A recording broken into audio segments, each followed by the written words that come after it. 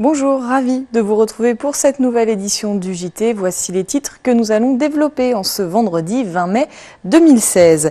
Les 56 conseillers communautaires du bassin annécien étaient réunis jeudi soir à Métais pour parler de la future agglomération. Le projet du centre des congrès s'est invité dans le débat, nous le verrons. L'association des élus de la montagne était réunie en assemblée générale à Nice pour ses 70 ans. 70 ans tout juste qu'elle défend les intérêts des maires de station, des maires qui ont dû apprendre à entreprendre. Enfin, une initiative originale dans ce JT, le site internet Mamie Casse-Croûte invite les particuliers à aller déjeuner les uns chez les autres. Il a été créé en Haute-Savoie. On parle politique, donc pour commencer ce journal. Jeudi soir se tenait le conseil de la communauté d'agglomération d'Annecy au Météor de Métais. Une centaine de personnes étaient présentes à l'ordre du jour. Le futur périmètre de la grande agglomération qui requiert l'avis des élus. Mais le débat a vite basculé sur le centre des congrès. Les élus opposés au projet ont pu compter sur le soutien des manifestants qui étaient présents. On fait le point sur cette soirée agitée avec Olivia Boisson. Les pancartes étaient nombreuses, et l'accueil de certains élus, loin d'être amical. Ces dizaines de manifestants sont contre le projet du centre des congrès sur la presqu'île d'Albigny, un projet de plus de 50 millions d'euros. La seule décision qui s'impose, c'est d'arrêter les frais là où ils en sont aujourd'hui et de stopper ce projet que tout le monde refuse. Quand on sait que le centre de congrès de l'Impérial est constamment déficitaire, on voit très mal comment deux centres de congrès, l'un à côté de l'autre, pourraient être bénéficiaires. C'est d'ailleurs ce que le commissaire enquêteur a repris dans ses conclusions, un avis défavorable ponctué de 18 conclusions implacables. Et c'est pour ça aussi que nous sommes là ce soir, c'est pour dire que nous avions raison. Une fois les 17 points de l'ordre du jour discutés et votés, le sujet du centre des congrès a été abordé par certains élus. Début mai, les commissaires enquêteurs rendaient leur avis.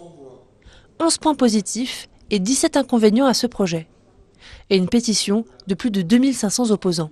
Je me réjouis que la démocratie soit rentrée bruyamment, certes, mais par la petite porte, puisque le peuple n'a absolument pas, les habitants d'Annecy n'ont absolument pas été consultés directement tout au long de ce projet. Malgré les points positifs, l'avis de la commission d'enquête est défavorable en ce qui concerne l'expropriation d'habitants.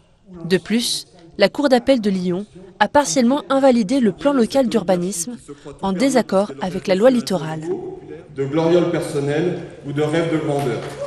Je suis convaincu qu'à un moment donné, soit les politiques prennent leurs responsabilités et s'en sortent, je le redis, dignement. Soit sinon, c'est la justice qui viendra dire stop à cette espèce de projet mégalomaniaque. Les défenseurs du projet espèrent qu'Annecy deviendra une destination incontournable pour le tourisme d'affaires. Ils espèrent 40 millions d'euros de retombées, ainsi que la création d'un millier d'emplois indirects. On est dans le temps de l'analyse du rapport de la commission d'enquête et le moment venu, l'agglomération aura à se prononcer sur l'avis à son tour, mais c'est pas maintenant. À présent, la décision revient au préfet Georges-François Leclerc, qui a la possibilité de passer outre l'avis de la commission et de déclarer le projet d'utilité publique. Politique encore, les maires de montagne ont fêté cette semaine les 70 ans de leur association. Des élus qui ont vu leurs fonctions profondément repensées ces dernières années avec de moins en moins de subventions publiques. Ils ont donc multiplié les partenariats publics-privés avec une même idée, tenter de gérer leur station comme une entreprise. Alexis-Olivier Sbriglio les a rencontrés lors du congrès à Nice. Reportage. Il y a pile un an, les maires des montagnes étaient inquiets des réformes territoriales. Aujourd'hui, ils parlent d'avenir et notamment de numérique. L'Association nationale des maires de stations de montagne qui est réunie aujourd'hui à Nice pour parler du passé, c'est-à-dire l'activité de l'année dernière et puis se retrouver pour prospective des années à venir et toutes les actions qui seront menées. Et malgré les réformes, c'est bien le maire qui reste le garant du développement économique des communes. D'ailleurs, il parle volontiers de prospective. Nous sommes partenaires, elles sont partenaires, il faut les défendre, ce sont des gens qui vivent de cette économie très puissante, il faut rappeler des chiffres d'affaires considérables, les sports d'hiver c'est environ 10 milliards de chiffres d'affaires, beaucoup d'emplois, pour la France de rentrée de devises, c'est très important et dans ce cadre-là, nous ne vivons pas tout seuls, nous avons beaucoup de marques, beaucoup de supporters, nous sommes en rapport avec tous les fabricants. Et c'est à eux de vérifier que les sous rentrent bien dans la commune, le reversement des taxes de séjour et ce grand débat avec ce site marchand bien connu, Airbnb. Nous, ce qu'on dit, c'est que la taxe de séjour est un vrai sujet important pour les collectivités. On veut simplifier la taxe de séjour pour le propriétaire en disant vous occupez de rien, on la prélève, on la collecte et on la reversera directement à la commune. Mais en gros, aidez-nous et donnez-nous ce fichier de toutes les communes qui prélèvent la taxe de séjour. Il y a 3 informations à mettre dedans et à partir de là, on le met dans nos fichiers et on peut la prélever assez facilement. Il faut véritablement leur tendre la main. C'est pas la peine de faire de la résistance. Il vaut mieux, un peu comme au judo, il vaut mieux accompagner la force de l'adversaire. On est toujours gagnant. Nous devons savoir anticiper cela et démontrer que nous pouvons garantir d'une saison sur l'autre l'accueil de ceux qui font des réservations longtemps à l'avance, qui se projettent sur les sites internet et que, quelles que soient les conditions météorologiques, nous saurons leur offrir les conditions d'accueil. Alors c'est la nouvelle définition du métier de maire.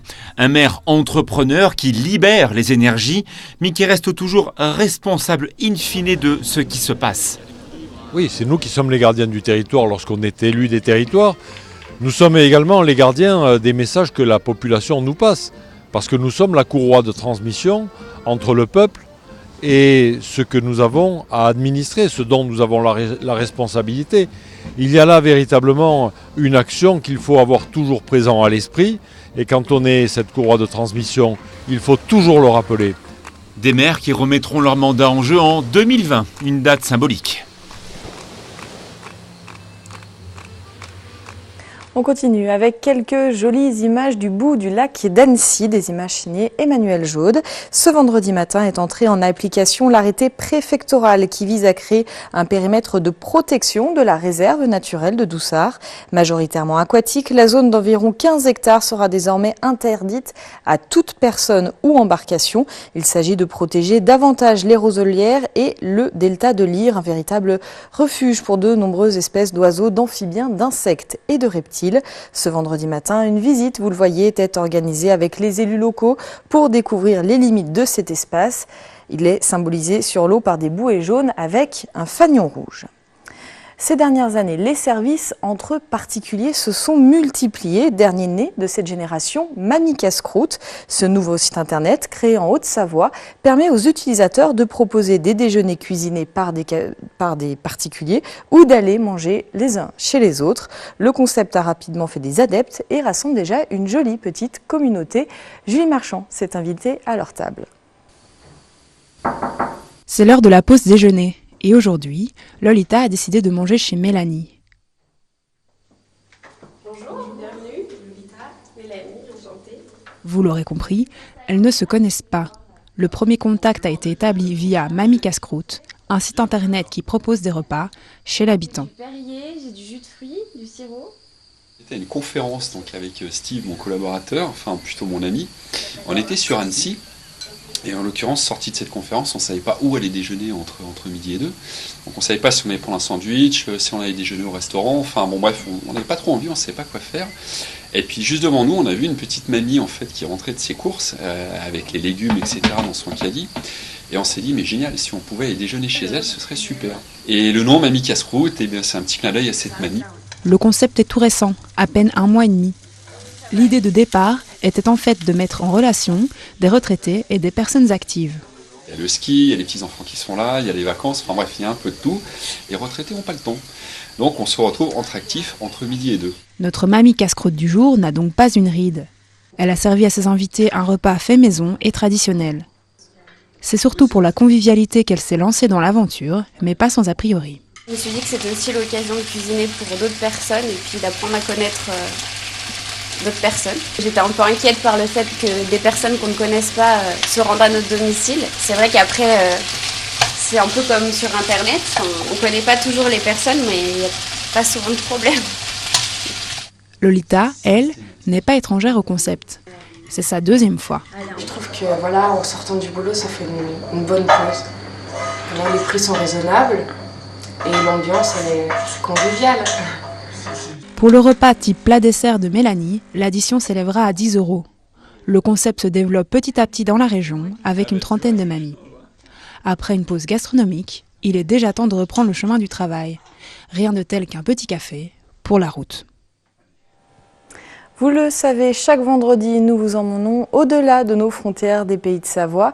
Aujourd'hui, nous allons dans le canton de Vaud avec nos confrères de la télé.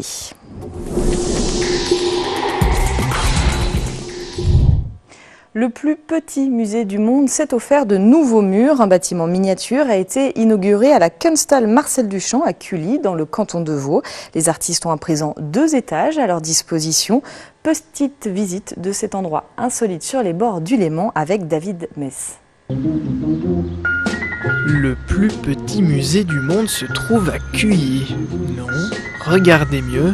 Voilà, cette petite capsule est la Kunsthalle Marcel Duchamp, créée en 2010 comme hommage à l'artiste éponyme. Le musée a inauguré ce week-end son nouveau bâtiment qui vient remplacer l'ancien. Visite guidée avec le directeur de l'association du musée. Ce petit musée, comme aussi les grands musées, de temps en temps, ils veulent des nouveaux bâtiments. Et nous, on a décidé, on aimerait avoir un nouveau bâtiment qui est un peu plus ouvert, qu'on puisse utiliser un peu plus librement, qui est un peu plus facile pour les artistes de créer des expositions. Et on a demandé à Jonathan Barnes, un jeune architecte qui habite à Zurich maintenant, de nous dessiner un nouveau bâtiment. Travaillé en tôle de cuivre, le bâtiment propose une deuxième salle sous l'espace principal. L'artiste allemande Karin Sander, déjà de retour à Berlin, a été invitée à réaliser la première exposition dans ce nouvel espace. Elle a décidé de faire une exposition où elle s'expose elle-même. C'est assez intéressant parce que c'est une réflexion sur cette institution en soi. Et elle a décidé de prendre des photos d'elle et de les imprimer 3-dimensionnelles.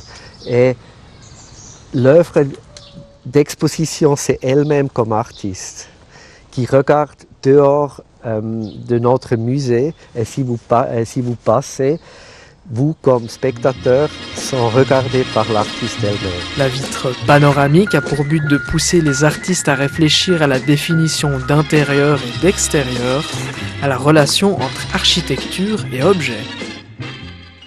Quelques idées de sortie pour aller jusqu'à la fin de ce journal, à commencer par la 12e édition de la Nuit européenne des musées qui aura lieu ce week-end.